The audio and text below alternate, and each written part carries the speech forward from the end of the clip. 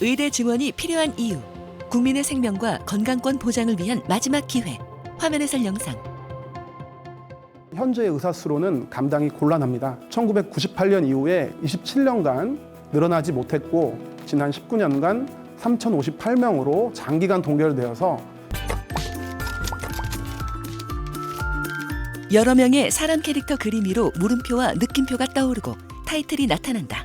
대담한 정책, 스튜디오, MC 안정필, 대한민국 정책기자단 및 유튜버. 의료 인프라 부족으로 인한 병원 오픈원과 응급실 뺑뺑이입니다. 문제를 해결하기 위해 의과대학 정원 확대 지침을 발표했는데요. 지역 의료 정책과 강준 과장님을 모시고 대담 한번 나눠보도록 하겠습니다. 의대 정원을 꼭 늘려야 하는 이유가 또 있나요?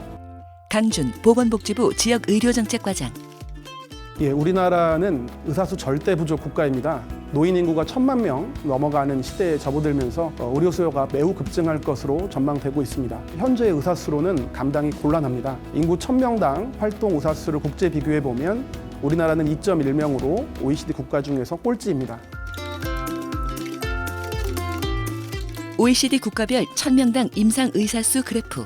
한국 2.1명, 한의사 제외. 멕시코 2.5명, 일본 2.6명, OECD 평균 3.7명, 독일 4.5명, 노르웨이 5.2명, 오스트리아 5.4명.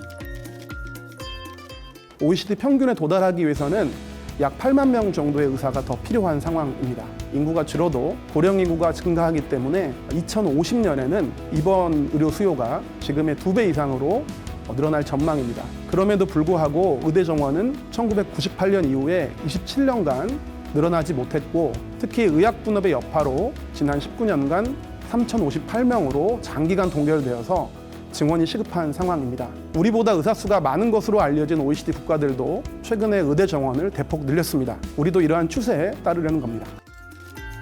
OECD 국가 의대 졸업자 57% 증가, 한국 의대 졸업자 19% 감소.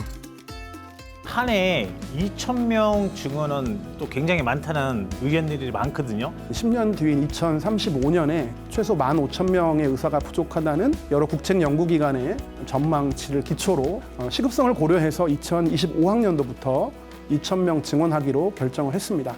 과도한 수치라고 말씀하시는 분이 있지만 저희가 보기에는 뒤늦은 증원이다. 지난 27년간 조금씩이라도 증원을 해왔다면 2025년에는 6,600명, 2035년에는 10,000명 넘는 의사가 배출되어서 이러한 증원이 필요 없었을 것입니다. 참고로 1년 넘게 사회적 논의를 진행해 왔는데요. 지역 및 필수 의료 혁신을 위한 수도권 간담회, 보건복지부, 광주지역 간담회. 제11차 부산 미래혁신회의 보건복지부 지역 간담회 사진들이 차례로 뜬다.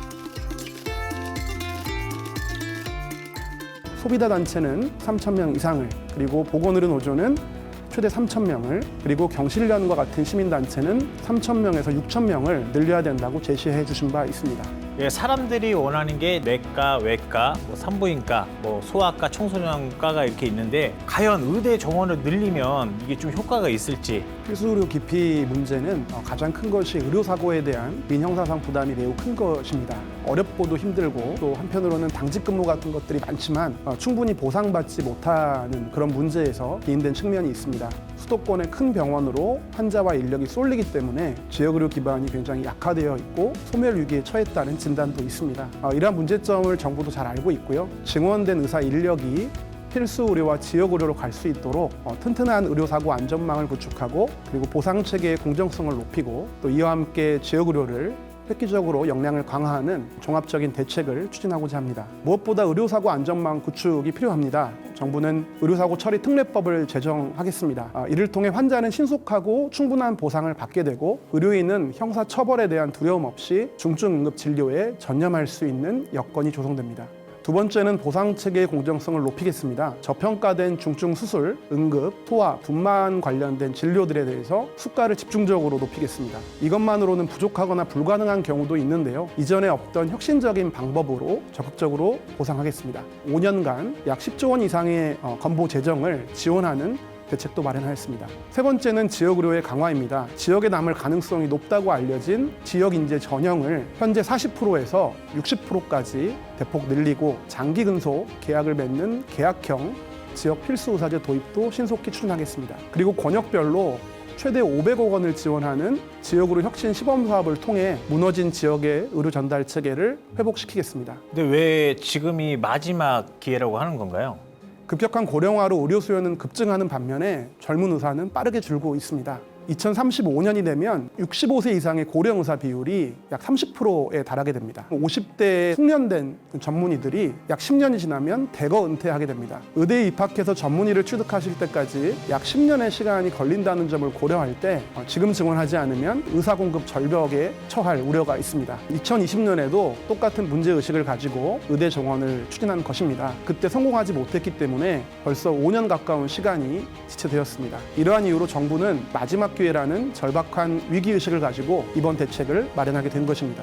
저희는 의료계를 정책 파트너로 존중하고 있습니다. 수가의 인상, 의료사고 부담 완화, 근무 여건 개선 등도 정책 패키지에 상당 부분 반영했습니다. 2부에서 계속됩니다. 대담한 정책.